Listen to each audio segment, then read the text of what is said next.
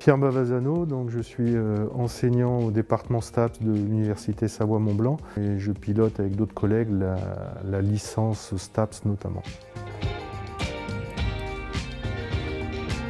On étudie 4 grands champs de formation. Les sciences de la vie avec la biomécanique, la physiologie, les neurosciences, etc. Les sciences humaines et sociales avec la sociologie, la psychologie, l'histoire, l'économie.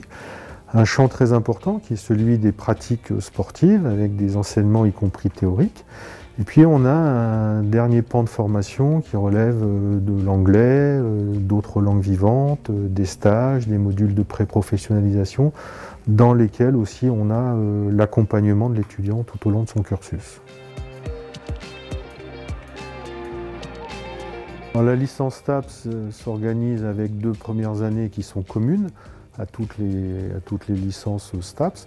Ensuite, en 3e année, il y a une spécialisation par mention. Les grandes mentions qui sont présentes à l'Université de Savoie-Mont-Blanc, c'est celle de l'éducation et de l'enseignement des pratiques sportives et de l'éducation physique. C'est celle de l'entraînement sportif et de la performance. Et puis celle de l'ergonomie du sport et du matériel sportif.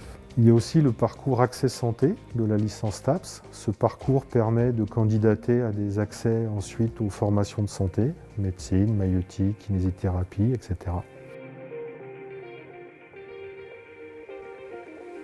Les enseignements sont organisés selon différents formats.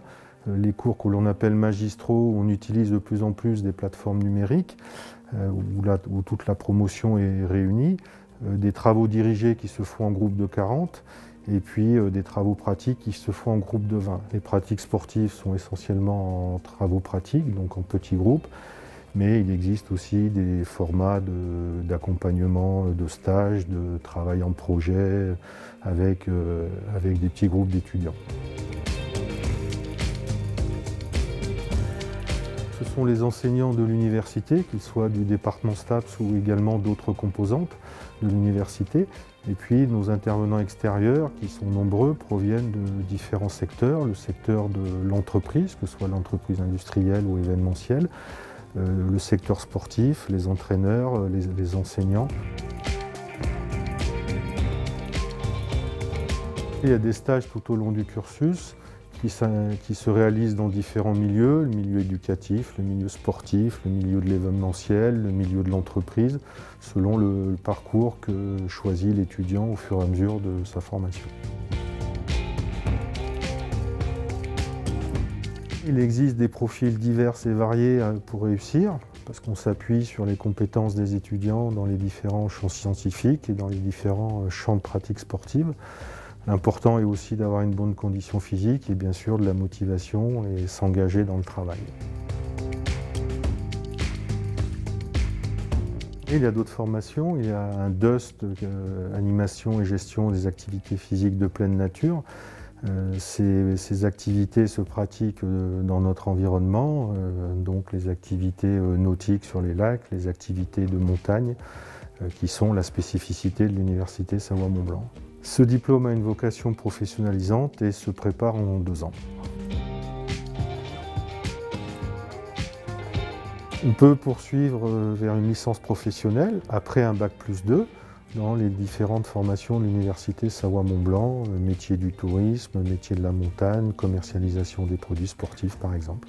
Alors après ma licence, que ce soit une licence STAPS ou une licence professionnelle, je peux travailler et intégrer un métier ou également poursuivre en master. Alors, les différents secteurs d'activité sont les métiers de l'animation, de l'enseignement et de l'éducation sportive.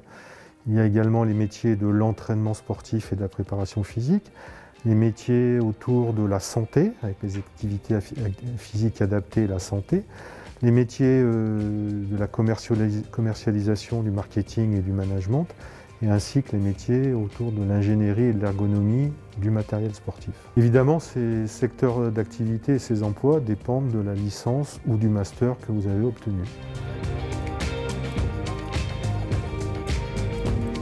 On peut travailler dans différents types de structures, les structures qui appartiennent aux fonctions publiques d'État, hospitalières ou collectivités territoriales, le milieu de la santé avec les maisons de retraite, les centres de rééducation, de réhabilitation, le secteur associatif avec par exemple les postes d'entraîneurs, d'éducateurs sportifs, bien sûr les structures commerciales qui font du management, du marketing sportif, et également bien sûr les entreprises avec la dimension matériel sportif.